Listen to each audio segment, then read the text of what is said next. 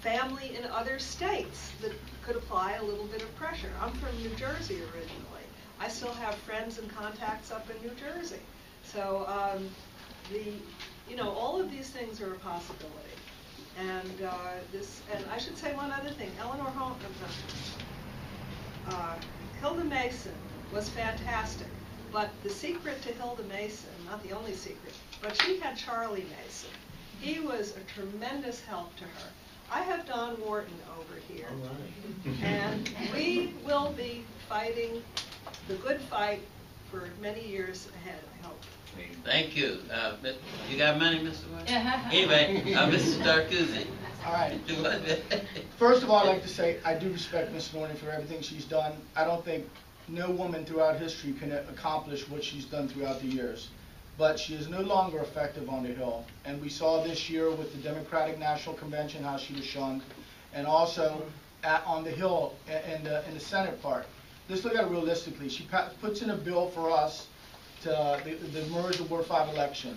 Passes the House, which is Republican, fails the Senate, which is Democratic. Then she has the Utah bill. Passes the House, again, which is Republican, and fails the Senate. The only bills that pass for Ms. Norton are the ones that are going to bring corporations in here, and we're going to give them stuff. Like if you look at our Southwest Waterfront bill, realistically, at paper value, when you see the bill, it's nothing. But when you look at the city council level part of it, you find out at this point, they want to lessen the insurance regulations for insurance companies, so they'll bring their corporate headquarters here.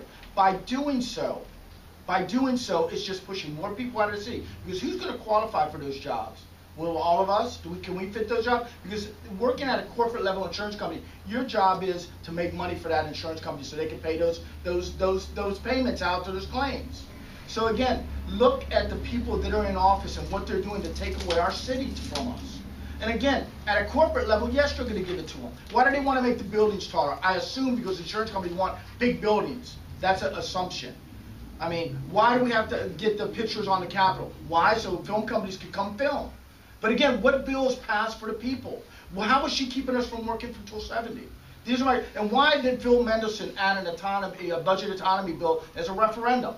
Because why? He doesn't have faith that Ms. Norton can pull it off for us. She's been there a long time, 22 years. As Mark Clocken said, for 22 years she should be embarrassed. I give her for what she's done, but again, it's time for a new vision. Dave Bennett Fleming.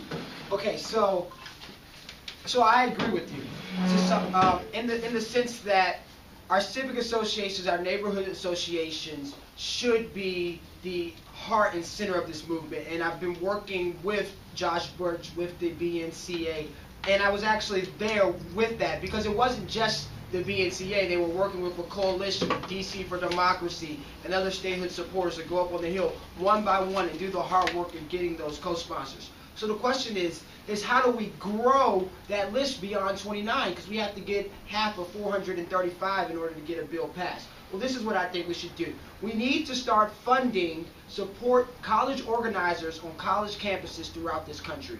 A mere $50,000, $100,000 could give us solid organizations on over 50 to 100 campuses nationwide, and we can target those organizations in the states and in the congressional districts where we need greater support. And what we can do is not only will we have our movement here in DC screaming for statehood, but we'll have people on the ground in the states, the constituents of these members of Congress speaking for us. And it's not hard to do. We just need to give the young people the tools, the resources, and then they'll take it far. And we can help, and I've done it, I've seen it work before. Thank you, Mr. Bennett Fleming. Thank you. Brookline is a model, though. It really is a model. You can come green, son. Ms. Jenkins has a follow-up, and I just then have we one follow-up question. How many of you have actually read H.R. 265, and can you go out into the community, and will you go out into the community, and describe what H.R. 265 is, how it will work, what people are looking for? Because I think if you go out and say, we have a statehood bill, it doesn't mean anything until you say, what is it going to do? I want everybody to Dave Bennett Fleming will start. 1 minute. Okay, so as I stated, so I intend to win on Tuesday, and I look forward to serving you guys. And one of the main focuses is going to be on our young people in this first term. And to do that, education is going to be a focus on that. So one of the main things that I want to do is make sure that the DC history program, the DC history course stays in the schools, and that we make sure that we update that course so students leave that course knowing about the issues, and having some opportunity to do some service in furtherance of our cause. I think the service learning opportunities, yes, provide a lot of opportunity. Okay. And in terms of education, I think it's important to know the issues. My thesis was on this issue. I've worked on this issue. I know this issue, and my job, if elected, is to go into the community and explain this issue and help people to know why we should support it, and also to update you on the status of this position. So that's in the main objectives of the position, and I'm ready and willing to take up that. Mr. Stracuzzi, 1 minute. All right, no, I haven't read it. You know why? Because I have my own bill. The way I look at it, it's been put out there and it's never passed. I have a different vision and a different way of doing it. So if I read theirs, we're just keeping us in the same place. We have to develop a new vision and a new way of doing it. I don't believe we need to pay the kids. Let's look at it. When they had the Glenn Beck Day and they had the Martin Luther King March that day, they didn't have to pay anybody to come down here. They put it together. Why? Because it was organized. And again, you need organizations behind us to make this movement grow. And it's bigger than life. Because again, to make history and to make us that 51st state, we have to bring it to the limelight. And we have to make it the biggest civil rights issue there is out there. And that's why you need the NAACP, the National Urban League, and all these other organizations, youth groups, churches, PG City Council, and all of them, to make it happen. And when we start following paths of others, we're not going nowhere. It's been 22 years, and we haven't reached that point.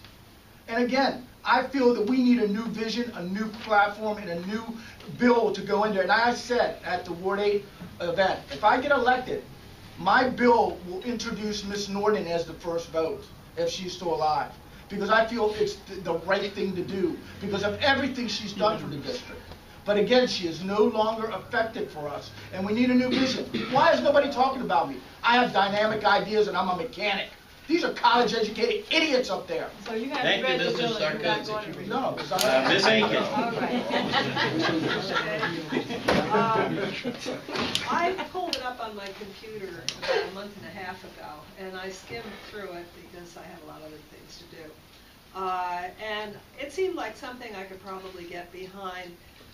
There were a lot of details about how different aspects of dealing with different parts of the city and different agencies and things like that. So I would obviously have to read it again. I was more concerned with the people that we might be able to persuade on the idea. And for example, looking over this list, Dennis Kucinich signed up. It's an obvious choice. Unfortunately, he's not going to be there. So the very first thing that I would have to do if I were lucky enough to be elected, would be again to look over the bill, but with much more care, and actually print it, because I do have a printer, and go through it with a fine-tooth comb, and also when the election is over, go over the list and see who is even still alive on the list, because there's going to be a lot of changes, and we don't know whether they're going to be better changes or worse changes, but there definitely are going to be changes. And you know, I've been in politics, very interested for a long time. One of the things I didn't mention, but I was very interested in the education, because Can you for mention 3 it years. next time you have an opportunity, Ms. Aiken? Okay. Thank you. Mr. Schwartzman. Okay, well, this is my second question, but it's really a follow-up to points that you all made, and which Phil Blair also made. The question of building solidarity, starting first in our own community, but it's also, what about people all over the United States? Can we promote Americans for DC statehood committees all over the United States? Because it's it's part of the unfinished agenda of civil rights, and it's also a basic human rights issue. So what would you do to promote something like this? You can call it anything you want. Mr. Stracuzzi, 1 minute.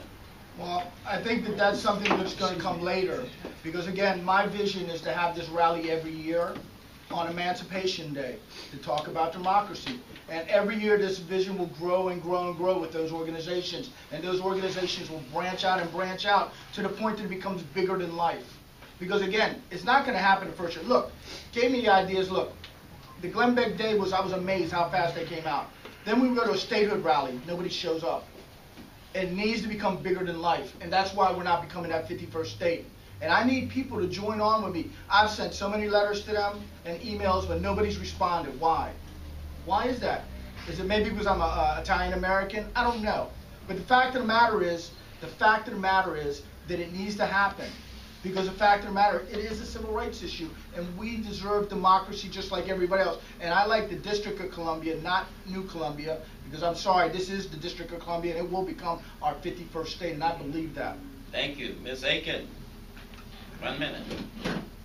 One idea that I came up with for promoting statehood that could have national coverage is to point out the fact that we have had many people in the District of Columbia who have served in the military, have given their lives, have been permanently wounded psychologically and physically, and that, you know, our sacrifice, and I should mention, I talked to the Puerto Rican people about this too, their sacrifice deserves recognition.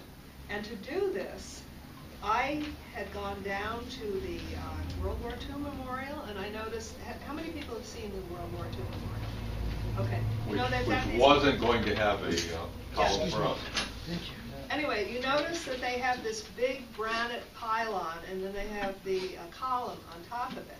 And I would like to see next Memorial Day and next Veterans Day, a contingent of us down there with a big sign, the same size as that pylon, DC warriors, number killed, number wounded, number served in World War II, and make this a big public event, and then try to get some of the military groups throughout the country to serve this, because we have many people who serve. I have a son in Afghanistan right now. He graduated from Wilson, he went through 3 years of the ROTC, and now he's in Special Forces, and he has 2 years left before he can retire with 20 years. So Thank you, I think Ms. Aiken. veterans would be a good Thank you, Ms. Aiken. source. We also have 45 Congressional Medal honor winners from the District of Columbia. Mr. Nate Bennett. So to answer your question, to build solidarity, one of the things we have to do is bring all the people that care about this issue together in type of facilitated discussion like America Talks, where there's instant feedback and there's reporting and there's follow through. In terms of a national movement, it's precisely my plan. And the idea is to start with students and on students' campuses because, one, they have time. And then the idea of using money is that we'll have someone on campus that's accountable for us on this issue. We give them a $500 book scholarship, and it's their job to organize action campaigns to build stronger membership in the organization so they can go on the campus to build and educate people on our issue, but also into their communities and to talk to their elected officials to strengthen our movement. And then finally, my final point is that I was watching some sports program the other day, and a Virginia for Lovers commercial came on. And then I was watching another program in a Connecticut, where the business state, came on. And we have a national problem, and we know that 74% of the people in our country agree with us, but they don't know about our issue. Why don't we have a national media campaign that lets people know about our issue? So when people identify with DC, they identify with our lack of enfranchisement. It doesn't make sense. These are the simple, common sense things that aren't being done. And when you elect me to this office, I'm going to make sure that we advocate for those things. I can't do it out of my office, but I can make sure that the ideas are out there. And those with the power to do something for you will know what we should do, and we can move forward together. Thank you, Mr. Bennett. One more audience question before we go to close, because we've got a final panel for the evening. Yes, sir, you're the last question. Good. We're going to change the topic of statehood. This is a Christian nation, and most people who are here profess to be Christian. Mr. Timothy McVeigh professed to be a Christian. Mr. Sandusky professed to be a Christian. Anyone who has a Muslim name is automatically called a terrorist, met with Al-Qaeda.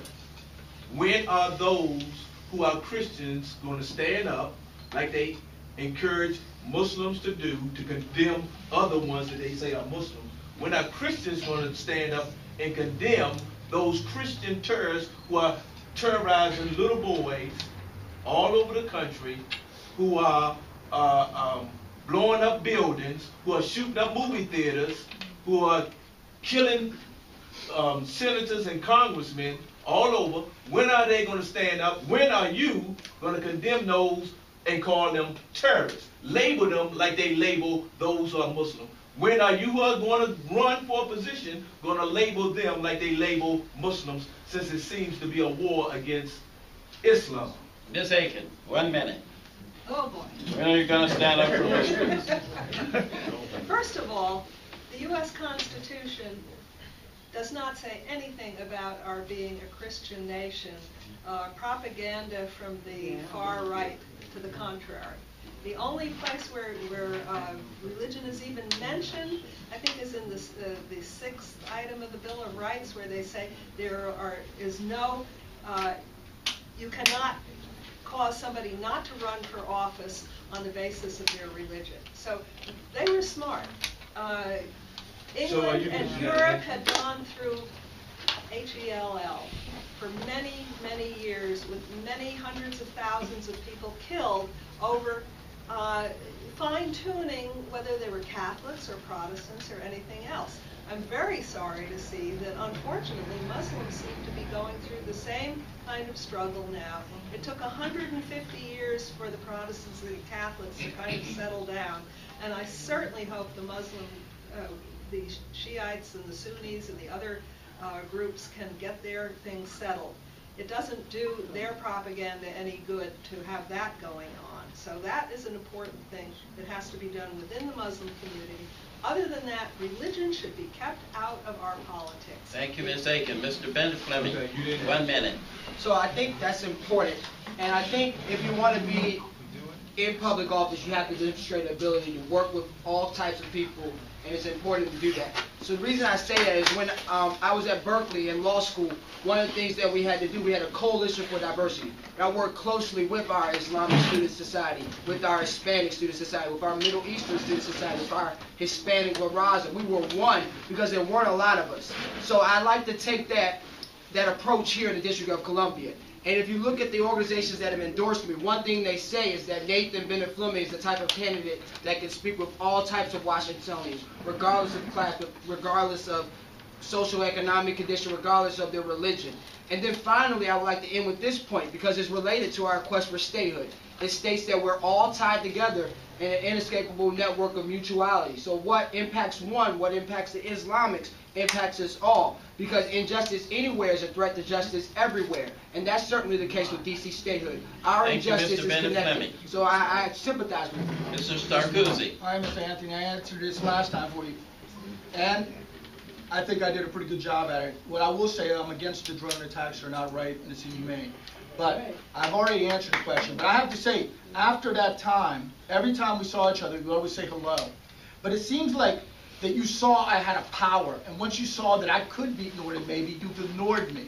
And I think that in some ways you need to ask yourself deep down, why did you do that? Because, you know, why doesn't Norton show up here? You know why? Because she can't compete with what I talk about. That's why she doesn't, because she knows. Why has she not belittled me throughout this whole campaign like she has everybody throughout the history of her campaigns? Why? Because if I get an inch of press, she knows I'll run with it, because I can divide a room. And that is nothing but the fact. So I need to ask you a question. Why did you start ignoring me after that event and you saw the power in my words? Thank you, Mr. Stracuzzi.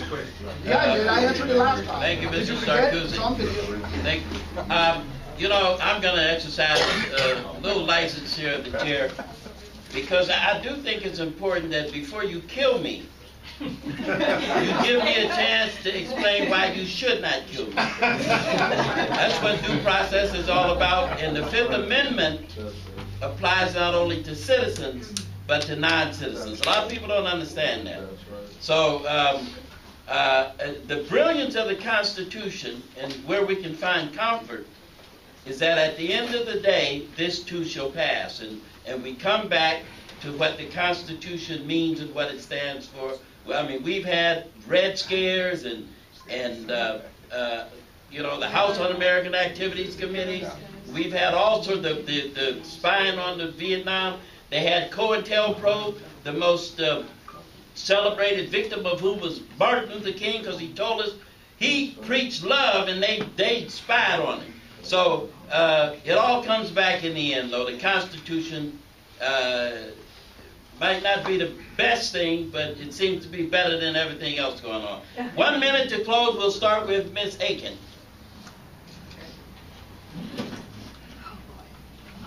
This is such a big topic. What can you do with 1 minute? As I say, I think that, you know, what I can lend to the situation is personality. When you go up there and you try to convince people of what you are in favor of, and you're trying to persuade them to be in favor of what you're in favor of, you have to really be able to sit down. Now, I'm learning to work with groups. I was never that good with groups, but I'm getting better. But when I'm one-on-one, I can be extremely persuasive. And I think that I can do an excellent job up there. And also, as I say, going out to groups in the city, which I will do whether or not I am elected, and trying to see if I can really find some good people to work with us and get national recognition in various ways, and you know, to basically build a groundswell of support for our right to vote for the money that we pay the city, Thank pay you. the government. Mr. Bennett Fleming, 1 minute. All right. I'd like to thank the host. And essentially, if I get elected, it's a hard job. We're going to be fighting for freedom for oppressed people that have been oppressed for over 200 years. So I want to leave you with this point. It says that freedom is not an external achievement, but it's an internal adjustment. And what that means is that freedom isn't something that your oppressors give to you, but it's a change in attitude of the people that are being oppressed. So what's the difference between a thermostat and a thermometer? A thermometer just tells you what the temperature is in the room, but a thermometer changes the temperature. The thermostat changes the temperature. See, you guys are with me. I like that. So what we have to do is we need to change the temperature. We need to turn up the temperature here in D.C. so that we can get our freedom, because it's an internal adjustment. So if you elect me, that's what I'm going to be about. In this city, doing what I'm doing right now, trying to get our people inspired, engaged, and active to fight for our rights. Because it's not just my rights, it's our rights, it's our children's rights, our grandchildren's rights. And if you work with me, I think we can move forward in attainment. Thank you guys so much. Thank you, thermostat. Mrs. Stracuzzi. All right, we'll give him 2 minutes. He's going to speak for the chair. All right, I'll stand up this time. Again, look, I just like to say America's a great country, Washington, D.C. is a great city, and I love this city. Why? Because the people are real. We don't have two-faced people in this city. Either they like you or they hate you. That's what makes D.C. special. Again, because you know what you're dealing with when you walk up to somebody, and that's great to know. And that don't mean they won't vote for you. And D.C. is like no other city, because we are the nation's capital, and we will become that 51st state, I believe. And I have to say, since I moved to Ward 8, God brought me here for a reason. Why? Because they've given me the opportunity to speak and to voice my opinion. Anywhere else in the city, it hasn't happened. Ward 7 and 8 east of the river, it has happened. So I was blessed for that factor. And I believe that this is why I was brought to this part of the city, and I will keep working on what I gotta do. The biggest thing we got in this problem, we have freedom of speech, freedom of religion, and freedom of the press. It's our First Amendment and our Constitution and Bill of Rights. And what's not being done with it is